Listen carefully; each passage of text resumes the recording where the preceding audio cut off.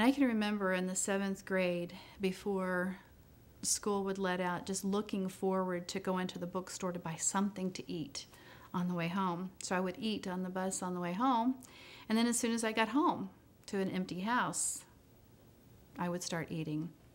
And then I would do my housework, and then my mom and dad and younger brother would get home, and that was typical for a day. That's really when my eating disorder set in, was in the 7th grade. And I just remember feeling pretty lonely and empty.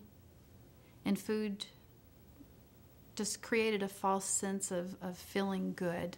I found comfort in food. By the time I was 14 or 15, I had started smoking pot. Had started getting attention from boys.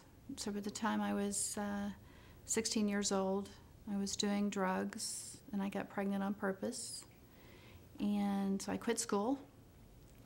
By the time I was 20 years old, with a 3-year-old little girl, my first husband had started having all kinds of affairs and everything, and I still had baby fat from giving birth to my daughter. I still had a little excess weight, and I don't remember how I ever came to the conclusion that I could eat what I want and throw it up and lose weight.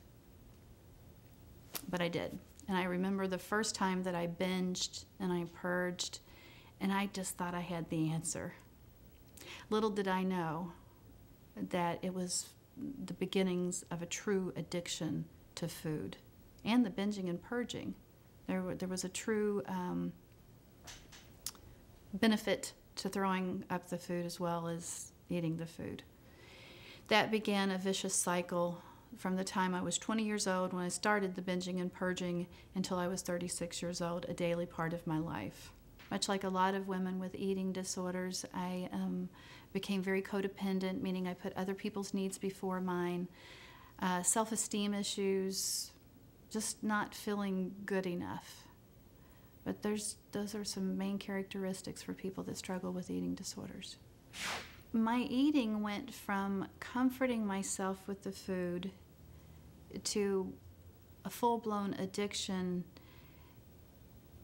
because I began celebrating with food. I began being upset with food. I mean, much like someone that's an alcoholic.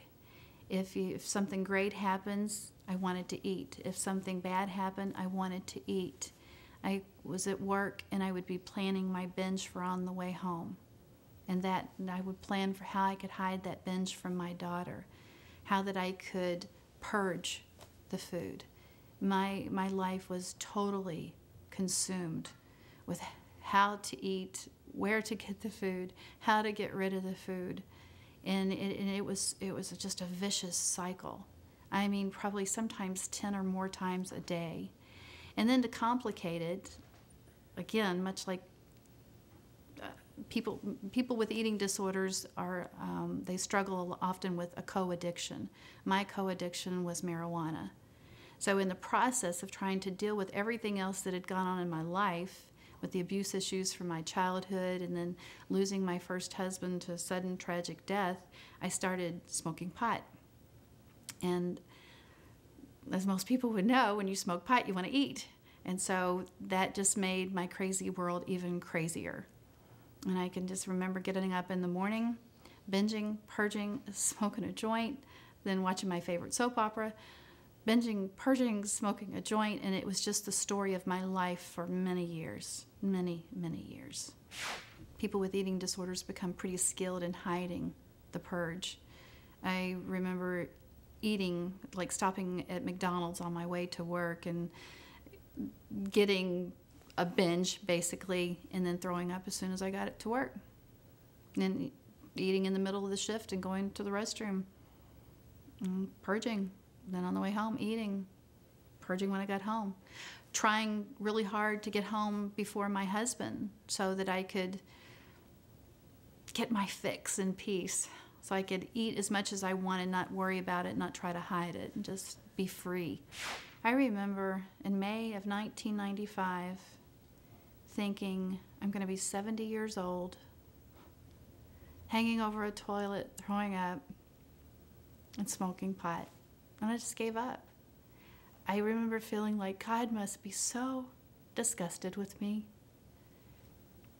And it wasn't until I started attending a new church that I started hearing about grace.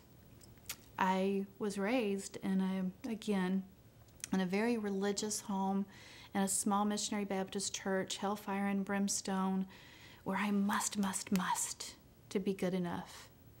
But when I started attending this new church and I started hearing about grace and that He loved me no matter what, no matter if I was doing something phenomenal or if I was binging and purging, and that's the beginning of the turnaround for my life.